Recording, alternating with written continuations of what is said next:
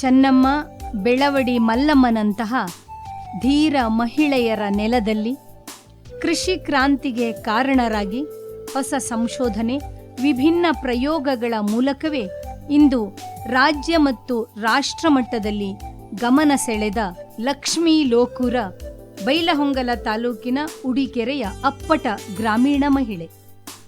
23 ಎಕರೆ ಜಮೀನಿನಲ್ಲಿ ಅತಿ ಕಡಿಮೆ ನೀರಿನಲ್ಲಿ ಸಾವಯವ ವಿಧಾನದಲ್ಲಿ ಎಲ್ಲ ಬೆಳೆಗಳನ್ನು ಅತ್ಯಂತ ಲೆಕ್ಕಾಚಾರದಿಂದ ವೈಜ್ಞಾನಿಕವಾಗಿ ಬೆಳೆಯುವ ಲಕ್ಷ್ಮಿಯವರು ತಾವು ಬೆಳೆದ ಬೆಳೆಯನ್ನು ತಾವೇ ಸ್ವತಃ ಹೋಗಿ ಗ್ರಾಹಕರಿಗೆ ತಲುಪಿಸುತ್ತಾರೆ. ಮಧ್ಯವರ್ತಿಗಳ ಹಾವಳಿಗಳಿಂದ ಗ್ರಾಹಕರನ್ನು ತಪ್ಪಿಸುತ್ತಿದ್ದಾರೆ. ಜನರಿಗೆ ಉತ್ತಮ ಆಹಾರ ಸಿಗಬೇಕು, ವಿಷವಿಲ್ಲದ ಊಟ ನಮ್ಮದಾಗಬೇಕು ಎಂದು ಬಯಸುವ ಲಕ್ಷ್ಮಿಯವರಿಗೆ ಈ ಹಾದಿ ಸುಲಭದ್ದಾಗಿರಲಿಲ್ಲ. ಆದರೆ ಮನಸ್ಸಿದ್ದರೆ ಮಾರ್ಗ ಎನ್ನುವಂತೆ ಧೈರ್ಯದಿಂದ ಮುನ್ನುಗ್ಗಿದ ಇವರು ಈಗ ಕೃಷಿಯಲ್ಲಿ ಗಟ್ಟಿಯಾಗಿ ಬೇರೂರಿದ್ದಾರೆ. ದಿಟ್ಟ ಹೆಜ್ಜೆಗಳನ್ನಿಟ್ಟು ಮುಂದೆ ಸಾಗಿದ್ದಾರೆ.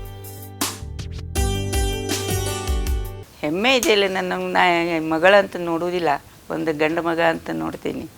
ಮಹಿಳೆಯರೇ ಇರಲಿ, ಯಾರೇ ಇರಲಿ, ಸ್ವಂತಕ್ಕಾಗಿ ಬದುಕೋದು ನಾವು ಕಲ್ತಾಗ ಯಾವ ಫೀಲ್ಡ್ನೂ ದೊಡ್ಡದಲ್ಲ. ನಾವು ಬಹಳಷ್ಟು ಸಲ ನಮ್ಮ ಜೀವನವನ್ನು ಬರೀ ಮಂದಿ ಸಲುವಾಗಿ ಬದುಕ್ತೀವಿ. ಸೊಸೈಟಿ ಏನು ಅನ್ಬೋದು, ಅವ್ರೇನು ಅನ್ಬೋದು, ಇವ್ರೇನು ಅನ್ಬೋದು, ಅದೆಲ್ಲ ಬೇಡ. ಸ್ವಂತಕ್ಕಾಗಿ ಬದುಕಿದಾಗ ಇದೇ ಫೀಲ್ಡ್ ಅಲ್ಲ, ಯಾವ ಫೀಲ್ಡಿಗೂ ಹೋಗ್ಬೋದು. ಆದರೆ ಇದು ಬೇಸ್ ಅನ್ನಿಸ್ತದೆ ನಂಗೆ. ಕೃಷಿ is a main base of the life. ಯಾರ ಎಷ್ಟು ದುಡ್ಡು ಗಳಿಸಿದ್ರು ದುಡ್ಡನ್ನು ತಿಂದಂತೂ ಯಾರೂ ಬದುಕೋಕ್ಕಾಗಲ್ಲ. 3 ಹೊತ್ತು ಮತ್ತು ಆ ದುಡ್ಡನ್ನು ಕರಗಿಸಿ ಆಹಾರವನ್ನು ತಂದನ ತಿನ್ನಬೇಕು. ಎಲ್ಲರೂ ತಿನ್ನೋರು ಮಾರೋರು ಆದ್ರೆ ಬೆಳೆಸೋರು ಯಾರು? ಸೊ ಅದಕ್ಕೆ ಇದನ್ನು ಆ್ಯಸ್ ಅ ಕರಿಯರ್ ಅಂತ ತಗೊಂಡಾಗ ಬರೀ ಬೆಳೆಸೋದ ಬೇಡ, ಅದನ್ನು ಮಾರಾಟಕ್ಕೂ ಯೋಜನೆಗಳನ್ನು ಹಾಕ್ಕೊಳ್ಬೇಕು ಜನ. ಯಾಕಂದ್ರೆ ಮಧ್ಯಸ್ಥರ ಕೈಯೊಳಗೆ ಸಿಕ್ಕಿ ನಾವು ಒದ್ದಾಡಕತ್ತೀವಿ ಇವತ್ತು. ಅದಕ್ಕಾಗಿ ನಾವು ಮಾರ್ಕೆಟನ್ನು ಸ್ವಂತದನ್ನು ಕಂಡುಕೊಳ್ಬೇಕು, ಅದರ ಜೊತೆಗೆ ಬೆಳಿಬೇಕು.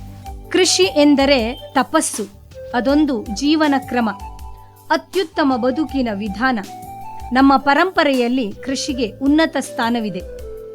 ಮಳೆಯ ಅರಿವು, ಮುಂದಾಲೋಚನೆಯ ಚಿಂತನೆ, ವ್ಯವಸ್ಥಿತವಾದ ಯೋಜನೆ ರೂಪಿಸುವುದು ಮತ್ತು ಮಾರುಕಟ್ಟೆಯ ನಿರ್ವಹಣೆಯೊಂದಿಗೆ ವ್ಯವಹಾರ ಜ್ಞಾನವೂ ಕೃಷಿಗೆ ಬೇಕೇ ಬೇಕು. ಇದನ್ನೆಲ್ಲ ಅಳವಡಿಸಿಕೊಂಡಿರುವುದರಿಂದಲೇ ಲಕ್ಷ್ಮಿಯವರು ಇತರರಿಗೂ ಮಾದರಿಯಾಗಿದ್ದಾರೆ. ಈಗ ಹಿರಿಯರು ಅಂತಾರ್ರಿ, ರೋಹಿಣಿ ನಕ್ಷತ್ರ ಆದ್ರೆ ಒಣ್ತುಂಬ ಕಾಳಪ್ಪ ಅಂಥೇಳಿ. ಯಾಕಂದ್ರೆ ರೋಹಿಣಿ ನಕ್ಷತ್ರ ಒಳಗೆ ನೀವು ಸೋಯಿಂಗ್ ಮಾಡಿದ್ರೆ ಮುಂದಿನ ಮಳೆಗಳೆಲ್ಲ ಅದಕ್ಕೆ ಸಿಕ್ಕೊಂತ ಹೋಗ್ತಾವೆ, ಅದು ಬೆಳವಣಿಗೆ ಚಲೋ ಆಗ್ತದೆ, ಸಾಕಷ್ಟು ಕಾಳುಗಳಾಗ್ತವೆ. ಇದೀಗ ಬ್ಯಾಸಿಗೆ ಡಿಸೈನ್ ರೀ, ಇದು ಮಳೆಗಾಲದ ಡಿಸೈನ್ ಅಲ್ಲ. ಮಳೆಗಾಲದೊಳಗೆ ನಾವು ಈ ಪದ್ಧತಿ ಇಡಲ್ಲ. ಇದು ಎಲ್ಲಿವರೆಗೆ ಇರ್ತದೆ? ಇನ್ನು ಫಸ್ಟ್ ಅಡಮಳಿಗಳು ಬರುವವರೆಗೆ ಅಷ್ಟೇ ಈ ಪದ್ಧತಿ ಇರ್ತದೆ. ಆಮೇಲೆ ಪ್ಲೇನ್ ಲ್ಯಾಂಡ್ಸ್ ನೋಡ್ತೀರಿ ನೀವು, ಬೆಳಿಗ್ಗೆಯಿಂದ ಸಂಜೆವರೆಗಿನ ಬಿಸಿಲು ಗಿಡಗಳ ಮೇಲೆನೇ ಬೀಳಬೇಕು.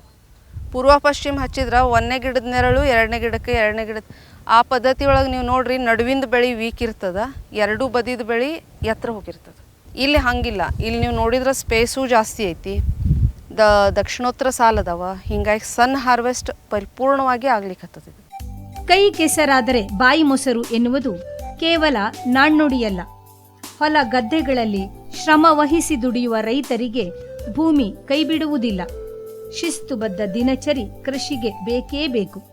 ಕೃಷಿಯನ್ನು ವೃತ್ತಿಯಾಗಿ ಕೃಷಿಗೆ ಉದ್ಯಮದ ಸ್ವರೂಪ ನೀಡಿದ ಲಕ್ಷ್ಮಿಯವರ ದಿನಚರಿ ಅವರ ಸಾಧನೆಗೆ ಹಿಡಿದ ಕನ್ನಡಿ. ಒಂದು 15 to 20 ಮಿನಿಟ್ಸ್ ಮೆಡಿಟೇಷನ್, ಆಮೇಲೆ ಎಲ್ಲರಿಗೂ ಚಹಾ, ಸ್ವಲ್ಪ ಏನಾದರೂ ತಿಂಡಿ ಇದನ್ನು ರೆಡಿ ಮಾಡೋದು. ಅದಾದಮೇಲೆ ಹೊಲದೊಳಗಿಂದು ಇವತ್ತಿಂದ ಏನು ಕೆಲಸ ಅದ ಅದರದೊಂದು ಪಟ್ಟಿ, ಯಾರ್ಯಾರು ಯಾವ್ಯಾವ ಕೆಲಸಕ್ಕೆ ಹೋಗಬೇಕು ಅಂಥೇಳಿ. ಅದಾದಮೇಲೆ ಒಂದು ಟೀಮ್ ಜೊತೆಗೆ ನಾನೆಲ್ಲೋ ಫಾಲೋ ಮಾಡೋದು, ಮಿಕ್ಕ ಟೀಮನ್ನು ಗೈಡ್ ಮಾಡ್ತಾ ಅವ್ರ ಜೊತೆಗೆ ಇಡೀ ದಿವಸ ಕೆಲಸ. ಜನ ಎಲ್ಲ ಹಳ್ಳಿ ಬಿಟ್ಟು ಶಹರ ಸೇರ್ತಾರೆ, ಇವಳು ಶಹರ ಬಿಟ್ಟು ಇಲ್ಲಿ ಬಂದಾಳೆ ಅಂದರೆ ಇದರಲ್ಲಿ ಏನೋ ಒಂದು ಇದೆ ಅಂತ ಅವಳಿಗೆ ಅನ್ನಿಸ್ಕೋಬೇಕು. ನನಗಂತೂ ಅದೇ ಗೊತ್ತು, ಆದರೂ ಮಾಡಬೇಕಲ್ಲ ಹಾಗೆ. ಯಾಕೆ ಇಲ್ಲಿ ಇಂಥ ಕಾಡಿನಲ್ಲಿ ಬಿದ್ಕೊಂಡು ಮಾಡಬೇಕಂದ್ರೆ ಇದು ಅಷ್ಟು ಸಾಮಾನ್ಯ ಕೆಲಸ ಅಲ್ಲ ಇದು. ಅದಕ್ಕಾಗಿ ಅವರು ಏನೋ ಮಾಡಿದರೂ ಒಂದು ಒಳ್ಳೆಯ ಸಲಹೆ ಮಾಡ್ತಾ ಇದ್ದಂತ ನನಗೂ ಅನ್ನಿಸ್ತಿದೆ. ಅದಕ್ಕಾಗಿ ನಾನು ಅವ್ರಿಗೆ ಸ್ವಲ್ಪ ಪ್ರೋತ್ಸಾಹ ಕೊಟ್ಟಿದ್ದೇನೆ. ಲಕ್ಷ್ಮಿಯವರ ಸಾಧನೆ ಗುರುತಿಸಿ ಹಲವಾರು ಸನ್ಮಾನ ಪ್ರಶಸ್ತಿಗಳು ಬಂದಿವೆ.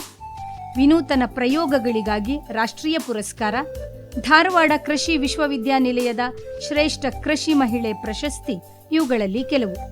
ಕೃಷಿ ತರಬೇತಿ ಮಾರ್ಗದರ್ಶನದಲ್ಲೂ ತಮ್ಮನ್ನು ತೊಡಗಿಸಿಕೊಂಡಿರುವ ಲಕ್ಷ್ಮಿಯವರು ತಾವು ಏನನ್ನೇ ಮಾಡಿದರೂ ಅದಕ್ಕೊಂದು ವೈಜ್ಞಾನಿಕ ಕಾರಣವನ್ನೂ ಕೊಡುತ್ತಾರೆ. ಮೊನೋಕ್ರಾಪಿಂಗ್ ಬರೋದ್ರಿಂದ ಸಮಸ್ಯೆಗಳು ಭಾಳ ಅದಾವೆ. ಇಲ್ಲೇನಾಗ್ತದೆ, ಈಗ ನೀವು ಮೆಣಸಿನ್ಕಾಯಿ ಇಷ್ಟು ಹೊಲ ನೋಡಿದರೂ ಸಹಿತ ಎಲ್ಲವೂ ಒಂದೇ ಜಾತಿ ಮೆಣಸಿನ್ಕಾಯಿ ಇಲ್ಲ. ಸೊ ದ್ಯಾಟ್ ನಾವು ಇಲ್ಲೇನು ಮಾಡ್ತೀವಿ ಅಂದ್ರೆ ಕಸ್ಟಮರ್ ಬೇಸ್ ಏನದ, ಅವ್ರ ಡಿಮಾಂಡ್ಸ್ ಹೆಂಗೆ ಅದಾವ, ರಿಕ್ವೈರ್ಮೆಂಟ್ಸ್ ಹೆಂಗೆ ಅದಾವೆ, ಆ ಪ್ರಕಾರ ಸ್ಟಡಿ ಮಾಡಿ ವೆರೈಟೀಸ್ಗಳನ್ನು ಹಾಕ್ತೀವಿ. ಮತ್ತು ಈಗ ಏನಾಗ್ಬಿಟ್ಟದಂದ್ರೆ ಈ 2-3 ವರ್ಷ ಒಳಗೆ ಯಾರ ಮನೆಯೊಳಗೆ ಯಾವ ತರಕಾರಿ ಯೂಸ್ ಆಗ್ತದಂತ ಅವ್ರಿಗಿಂತ ಮುಂಚೆ ನಮಗೆ ಗೊತ್ತದ. ಬೈ ಡಿಫಾಲ್ಟ್ ನಮ್ಮ ಹುಡುಗರು ಏನಾದರೂ ಅವ್ರಿಗೆ ಫೋನ್ ಮಾಡಿ ಆರ್ಡ್ರ್ ತೊಗೊಳಾಗ ಒಂದು ತಪ್ಪು ಆರ್ಡ್ರ್ ಹಾಕಿದ್ರಂದ್ರೆ ನಾನೇ ಕ್ಯಾನ್ಸಲ್ ಮಾಡಿರ್ತೀನಿ. ಇಲ್ಲ, ಚೌಳಿಕಾಯಿ ಅವ್ರು ತಿನ್ನೋದಿಲ್ಲ, ಹಾಕಬೇಡ್ರಿ ಅವರಿಗೆ, ನಂಗೆ ಗೊತ್ತೈತಂದ್ರೆ. ಮಹಿಳೆಯರ ಕಾರ್ಯಕ್ಷೇತ್ರ ಬದಲಾಗಿದೆ. ಈಗ ಮಹಿಳೆಯರು ಎಲ್ಲ ಕ್ಷೇತ್ರಗಳಲ್ಲೂ ತಮ್ಮ ಛಾಪು ಒತ್ತಿದ್ದಾರೆ. ಕೃಷಿ ಫ್ಯಾಮಿಲಿಯವ್ರಿದ್ರೆ ನಿಮ್ಮ ಮಕ್ಕಳನ್ನ ಬೇರೆ ಯಾವ ಉದ್ಯೋಗಕ್ಕೂ ಹಾಕ್ಲಾರ್ದ ಮತ್ತು ತಿರ್ಗಾ ಕೃಷಿಗೆನ ಬರುವಂಗ ಮತ್ತು ಹೊಸ ಯೋಜನೆಗಳನ್ನು ತೊಗೊಂಡು ಬರುವಂಗೆ ಒಂದು ಸ್ಫೂರ್ತಿ ಅವ್ರಿಗೆ ಹಾಕ್ರಿ. ಕೃಷಿ ಕೆಟ್ಟದ್ದಲ್ಲ, ಭಾಳ ಒಳ್ಳೆಯದು. ಇನ್ನು ಬರೋ ದಿವಸದೊಳಗೆ ಕೃಷಿನ ಮುಖ್ಯವಾದ ಉದ್ಯೋಗ ಆದರೂ ಆಗ್ಬೋದು, ಹೇಳಕ್ಕೆ ಬರಲ್ಲ. ಅದಕ್ಕಾಗಿ ಕೃಷಿಯಿಂದ ವಿಮುಕ್ತರನ್ನು ಮಾಡಬೇಡ್ರಿ. ಕೃಷಿಗೆ ಸಾಧ್ಯದಷ್ಟು ಜನ ಬಂದು ಅದರ ಜೊತೆ ಕೆಲಸ ಮಾಡುವಂಥ ರೂಢಿಯನ್ನು ಬೆಳೆಸ್ಕೊಳ್ರಿ ಅಂತ. ಭೂಮಿಯೊಂದಿಗೆ ಅವಿನಾಭಾವ ಸಂಬಂಧ ಹೊಂದಿರುವ ಮಹಿಳೆಗೆ ಕೃಷಿ ಕ್ಷೇತ್ರ ಅನಂತ ಅವಕಾಶಗಳ ಹೆಬ್ಬಾಗಿಲು. ಲಕ್ಷ್ಮೀ ಲೋಕೂರ್ ಅವರಂತಹ ಮಹಿಳೆಯರ ಸಾಧನೆ ಹಲವರಿಗೆ ಸ್ಫೂರ್ತಿ.